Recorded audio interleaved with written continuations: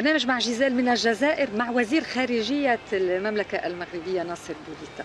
أهلا وسهلا. أهلا وسهلا. آخر مرة عملت معك أو المرة الوحيدة اللي قابلتك قلت لي نسبة مشاهدة هائلة للبرنامج بسبب كلمة واحدة، يعني أنا أصريت على صحراء غربية وأنت تقول لي صحراء مغربية وفي الأخير قلت صحراء مغربية، بعدين قلت صحراء مغربية وكان وفزتي بعطف المغاربة كلهم. نعم. معاليك، لماذا الملك لن يحضر القمة؟ كان أعلنها يعني أنه سيكون هنا. بالفعل جلالة الملك كان من القادة العرب الأوائل اللي عبروا على رغبتهم في حضور هذه القمة، وأخبرنا بذلك رسميا الجامعة العربية. وجلالة الملك أكثر من هذا كان من اتصل بإخوانه ملوك وأمراء ورؤساء الدول العربية وأخبرهم بذلك وشجعهم حتى على الحضور.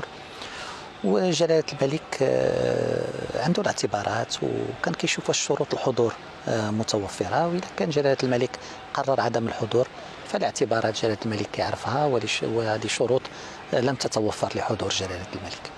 أنت مرتاح في الجزائر؟ مرتاح اليوم بالقمة بالأجواء؟ احنا يعني تعليمات جلالة الملك كانت التمييز أولا ما بين ما هو ثنائي وما هو عمل عربي مشترك. نعم. وحضورنا هو من منطلق المسؤولية إزاء هذا العمل العربي المشترك. لنبدأ بموضوع يعني فلسطين، اللي هذه القمة ستتحدث كثيرا، وأن الجزائر تحاول أن يعني تقوم بعمل جمع الشمل عربيا ولكن جمع الشمل الفلسطيني أيضا. هل أنتم بما تسمونه استئناف العلاقات بين المغرب وإسرائيل هل تساعدون في عودة المفاوضات الفلسطينية الإسرائيلية، وأنتم بفتكر المغرب هو رئيس لجنة القدس؟ نعم. نعم. بحال اللي قلت يعني حضور الوفد المغربي بتعليمات ملكية كان بالنظر إلى هذا السياق، وجزء منه كبير مرتبط بالأجندة العربية وعلى رأسها التحديات اللي كتواجهها القضية الفلسطينية من يعني انتهاكات إسرائيلية للمسجد الأقصى، من هجوم على الأراضي الفلسطينية، واللي كلها المغرب كيتعامل معها من منطق المسؤولية ومن منطق التنديد بها كلما حدثت. ولكن كذلك من المغرب كان دائما كيشوف بأن القضية الفلسطينية محتاجة إلى وضع أهداف استراتيجية والتعامل معها. القضية الفلسطينية ليست فوند كوميرس، ليست للمتاجرة، هي هذه مصير شعب، وهذه قضية أمة عربية، وبالتالي فهي ليست للمتاجرة وليست للمزايدة، هي للعمل لتحقيق هدف الفلسطينية المشروع في تحقيق دولتهم على حدود 67 وعاصمتها القدس الشرقية. وفي هذا الإطار هذا كاين عمل مغربي، عمل تضامني مع السلطة الفلسطينية، عمل من خلال وجلالة الملك قالها لما استأنفنا العلاقات مع إسرائيل، قال بأن المغرب كما في السابق سيضع كل القنوات المتوفرة لديه للدفع بأفق الحل السياسي، وبأن المملكة المغربية عندها من القنوات ما يكفي باش أنها تدفع.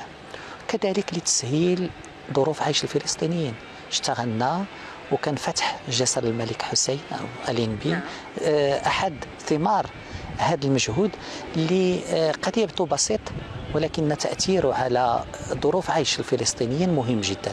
هذه المقاربة المغربية، وكالة بيت المال القدس تشتغل يوميا 1,000,000 رغيف، إصلاح المدارس، إصلاح المستشفيات، الأطفال اللي راحوا في عطلة إلى المغرب، تثبيت المقدسيين لمقاومة أي ترحيل لهم. هذا هو الطريقة اللي كيشوف بها المغرب وجلالة الملك العمل لمصلحة القضية الفلسطينية. كيف القيادة الفلسطينية ترى هذا الأمر؟ أكيد بأنه التعامل كيعرفوا المغرب وكيعرفوا الخلفيات المغرب وكيعرفوا جلالة الملك وقناعات جلالة الملك، لهذا التعامل كان تعامل بناء في كل شيء، قنوات التواصل مستمرة، والتنسيق في بعض الأمور كذلك متوفر. لماذا ترفضون كلمة تطبيع؟ تقولون استئناف؟ لأنها موجودة دائما العلاقات وأعدناها. لأن هذا كل مصطلح عنده سياقه. نعم. وعنده طبيعته. هذا سياق شرق أوسطي بالنظر إلى العلاقة اللي كانت دائما بين المسلم واليهودي في ذلك السياق. السياق المغربي سياق مختلف تماما، لا تاريخيا ولا دينيا ولا ثقافيا، مختلف. المغرب دستوره كيقول الرافد العبري هو جزء مكون للهوية المغربية في دستورنا. كيقول بأن هذا الرافد العبري يعني تراث مغربي. المغرب فيه اليوم 3000 من الجالية اليهودية المقيمة، كما كنقول بمعابدها ومحاكمها وغيرها.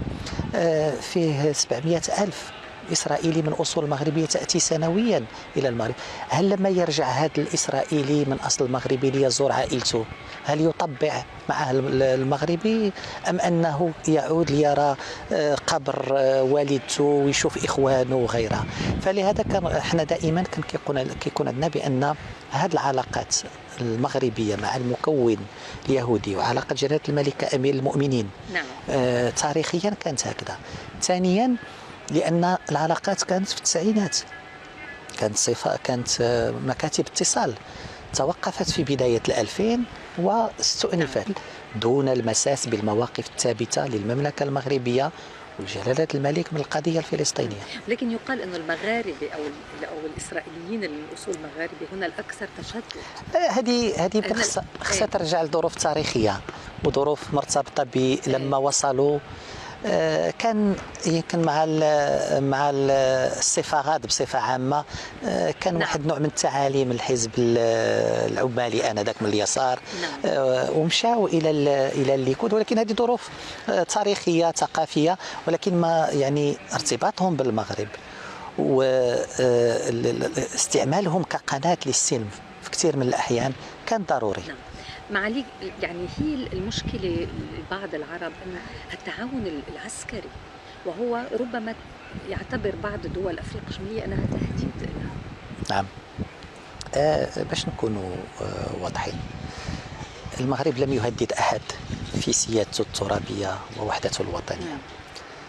المغرب لا يحتضن جماعات انفصالية مسلحة تهدد أي دولة عربية أخرى. المغرب لا يسلح أي ميليشيا لتهاجم أي دولة. المغرب يعاني من هذا. المغرب أنا قلت جلالة الملك يقول دائما السياسة الخارجية يجب أن تنبني على الطموح والوضوح. الوضوح عنصر أساسي. المغرب كثير من الدول يمكن تشتغل تحت الطاولة. جلالة الملك والسياسة الخارجية المغربية ما كتمشيش في هذا الاتجاه. يعني إذا كان المغرب يعزز تعاونه العسكري مع شركاء مختلفين لهدف المغرب الآن هناك ميليشيا مسلحة تعلن يوميا بأنها في حرب ضد المغرب وتضرب مواقع مغربية. من فين كاينه هذه الميليشيا؟ نترك لك انت تشوفي فين اين هي موجوده. المغرب ابدا لم يهاجم تراب اي دوله عربيه. المغرب من حقه يدافع على هذا التعاون متوازن دفاعي. لأن من حق المغرب كما عنده مع فرنسا ومع الولايات المتحدة ومع دول عربية شقيقة. معمر المغرب البلد دائما مسالم، من حقه يحافظ على وحدته الترابية، من حقه يواجه ميليشيات. من هي الدولة العربية اللي تقبل بأن ميليشيات تأتي وتهاجم أرضها وتبقى تتفرج وتقول لا لن ندافع عن ذلك؟ ولكن المغرب دائما، وشوف خطابات جلالة الملك إزاء الدولة الجارة كان واضح بأن اليد الممدودة. جلالة الملك قال بالحرف لن يمس الجزائر أبدا أي شر أو سوء يأتي من المغرب. هذا على أعلى مستوى، هذه كلمة جلالة الملك. ويعني هذه هي التعليمات اللي معطية لكل المغاربة. بالتالي فهذه فقط يعني ذرائع. كيف علاقتكم مع فرنسا؟ حكيت عن التعاون مع فرنسا أو غيرها، كيف علاقتكم اليوم، وخاصة قصة المهاجرين غير الشرعيين؟ لا يعني مسألة التأشيرات اللي كنتي اللي نعم. كتسقسي هذه مسألة يعني كان فيها تعليق من المغاربة نفسهم. يعني لما تفرض بأن 40% من الملفات ترفض بشكل أربيترير، أولا كان يعني هذا حق وحرية فرنسا وسيادية أنها تأخذ مثل القرار. الرد كان من المغاربة نفسهم. باقي الوضع مازال معلقا. شكرا. طيب علاقتكم بالإدارة الأمريكية الجديدة كيف هذه يعني صار لها هذه يعني هذه شراكة عندها سنوات. ما نحتاجش نكررها. المغرب أول دولة اعترفت بالولايات المتحدة في 1777. أول رسالة تلقاها الولايات المتحدة للدعم كانت من السلطان محمد الثالث. فالمغرب، وهذا كل الرؤساء الأمريكيين يرددون هذه، أن الأول دولة أجنبية اعترفت بالولايات المتحدة هي المغرب. أول اتفاق ما زال ساري المفعول للولايات المتحدة مع أي دولة في العالم هي مع المملكة المغربية.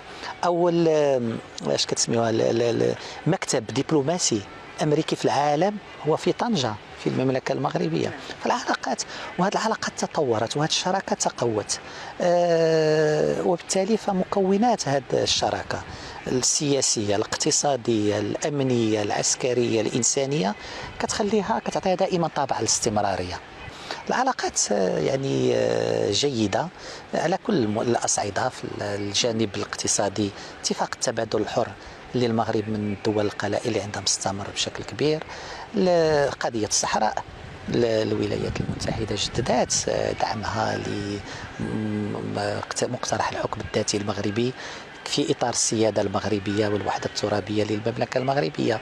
هذه كلها إشارات إيجابية اللي كتمشي في اتجاه تعميق هذه العلاقات. معاليك في أزمة ضخمة، في حرب ضخمة بالعالم هي الحرب الأوكرانية الروسية، ما هو الموقف الحقيقي للمملكة؟ هو مبني على ثلاثة الاعتبارات. مبني أولا على مبادئ بأن المغرب دائما مع الوحدة الترابية للدول. بحال المغرب ماذا يعني الوحدة الترابية؟ بحال المغرب كيدافع على أن لا يجب اجتياح دولة ما كيقبلش بأن دول أخرى، وأن المغرب أحد العناصر المهيكلة لسياسته الخارجية هي دفاع عن وحدته الترابية وسيادته الوطنية. ثانيا المغرب مع حسن الجوار وعدم استعمال العنف والحلول العسكرية للخلافات بين الدول، وكلها كنلقاوها في الأزمة الروسية الأوكرانية. هذا على مستوى المبادئ. ثانيا المغرب عنده علاقات متميزة مع الطرفين. المغرب عنده علاقات متميزة مع كل، يعني مع روسيا شو هي علاقاتنا مع روسيا هي علاقة شراكة استراتيجية توقعت في 2016 بين جلالة الملك والرئيس بوتين.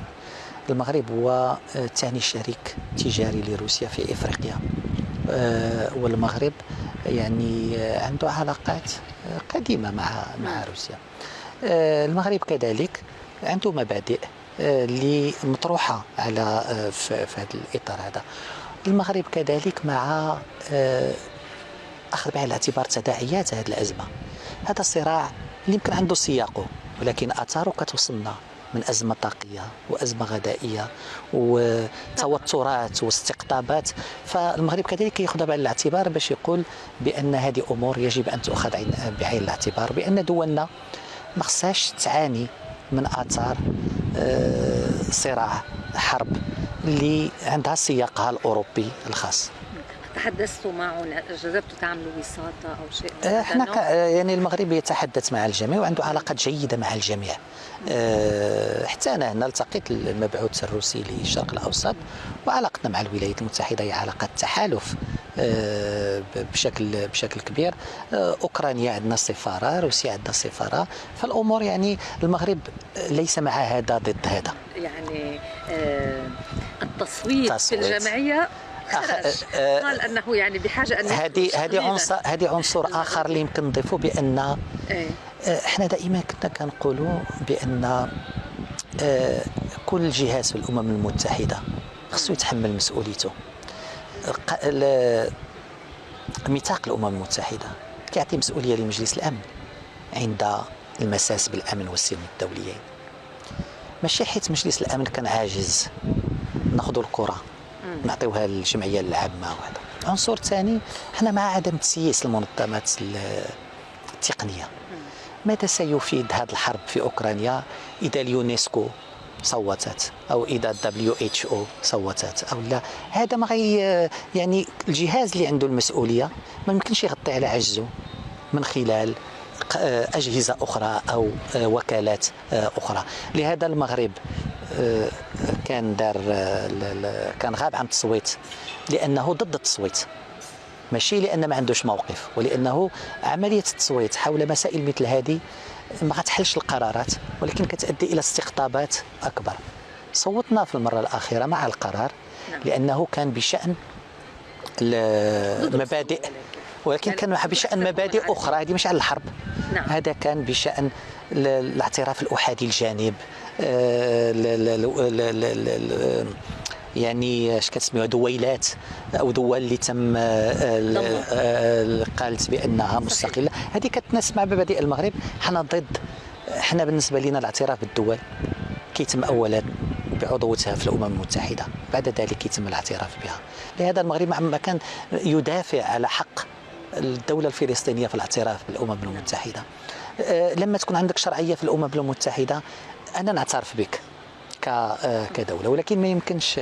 فهي مسائل كانت كذلك كتهم بعض المبادئ اللي كيامن بها المغرب في الحفاظ على التوازن والعلاقات اللي عنده الجيده مع كل الاطراف. سؤالي الاخير معاليك، نرجع للقمه. هل انت نوعا ما فينا نقول انه في صفحه جديده مع الجزائر ام لا؟ باش نكونوا واضحين، اليوم حنا كنقولوا لم الشمل. هيدا العنوان هذا الشعار. انا كنقول دائما الشعارات كتكون يا اما نوايا او كتكون اهداف. شحال من حدود مقفله في العالم من غير الكوريتين، اسرائيل وفلسطين خلينا نقول والمغرب والجزائر. يعني اثنين من اصل ثلاثه عرب. يعني هذوك ما عندهم طبع، يعني شكون احنا كم علاقه دبلوماسيه مقطوعه بين دول عربيه؟ كثير اعتقد الاقل المغربيه الجزائريه مقطوعه. هذه كلها يعني الحضور للقمه كان من منطلق المسؤوليه ازاء العمل العربي المشترك. العلاقات الثنائيه انا دائما كنقول بان القمم وجلاله الملك كيأكد عليها كثير، القمم ليست هدف في حد ذاته. يعني ما في عوده علاقات دبلوماسيه بين المغرب والجزائر. يعني المغرب لم يقطع العلاقات الدبلوماسيه، العلاقات قطعت من جانب واحد، الحدود اقفلت من جانب واحد، وهذا هو الواقع. معالي الوزير شكرا. ما عرفتش شحال ديري هاد النوبه ديال ليفي. شكرا جزيلا.